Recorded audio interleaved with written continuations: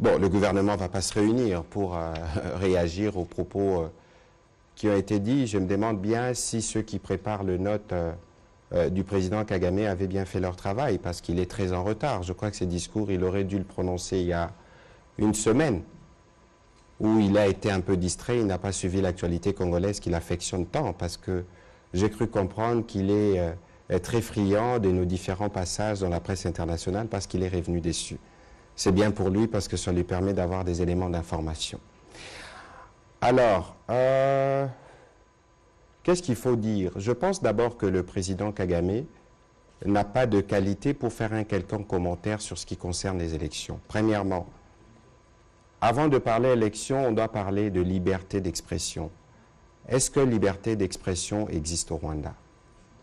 Deuxièmement, on parle de liberté de manifestation. Est-ce que la liberté des manifestations existe au Rwanda? Non. Troisièmement, comment il est arrivé au pouvoir? Quelle a été la méthode qui a été utilisée? Quatrièmement, je ne vous rappelle rien, mais vous vous souvenez du référendum qui s'est tenu, je crois, en 2015, où à 99,1% ou 98,1%, on a dit oui à une forme de présidence à vie, parce qu'il s'est assuré de rester au pouvoir jusqu'en 2034. Mais il vaut mieux d'abord qu'il regarde chez lui si les Rwandais sont libres de s'exprimer, si les Rwandais sont libres de manifester, si lui, il est en mesure de supporter une quelconque opposition à sa pensée unique. Donc je ne voudrais pas en dire davantage, mais je pense que pour tout ce qui concerne la démocratie mondialement, il est le dernier sur la ligne, c'est connu. Alors après, nous savons finalement que les déclarations qu'il fait, c'est fort, c'est consécutif, je pense, à sa déception, de toujours penser pouvoir disposer ou jouer un rôle en République démocratique du Congo, parce qu'il s'est fait non seulement porte-parole du M23, mais il se présente, lui et son gouvernement, comme protecteur de communautés congolaises. Au nom de quel mandat? Il est possible pour lui de faire la politique dans son pays et nous laisser faire la politique qui est la nôtre. Quoi qu'il en soit, ce n'est pas lui qui doit venir nous dire ce que nous devons faire, parce que son ambition aujourd'hui, c'est de déstabiliser politiquement le président Tshisekedi. C'est l'œuvre dans laquelle il est engagé. Je pense que certains de ses alliés les lui ont dit que ce n'est pas parce que vous agitez un mouvement terroriste que vous avez fait renaître, parce que c'est la violence qui vous a toujours guidé, et vous pensez que cela est suffisant pour perturber non seulement la RDC de manière entière, pour briser justement l'élan dans lequel nous sommes. En tout cas, si vous regardez du point de vue économique, tout le monde note qu'au Congo, nous faisons de progrès. Et je pense que le fait que le Congo est revenu sur la scène internationale pour prendre finalement sa place le gêne beaucoup. C'est cette volonté permanente de s'assurer que le Congo est fragilisé qui les guide. Et aujourd'hui, les pas faits par le président Tshisekedi et les différents progrès les gênent dans sa politique. Il faut les saboter.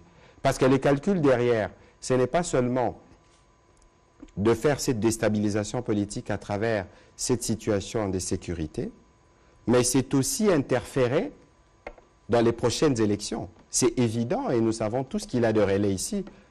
Nous savons tous qu'il s'est particulièrement rapproché de certains hommes politiques ici pour s'assurer qu'en 2023, il ait des personnes qui soient à sa disposition pour continuer sa politique de bradage et de pillage.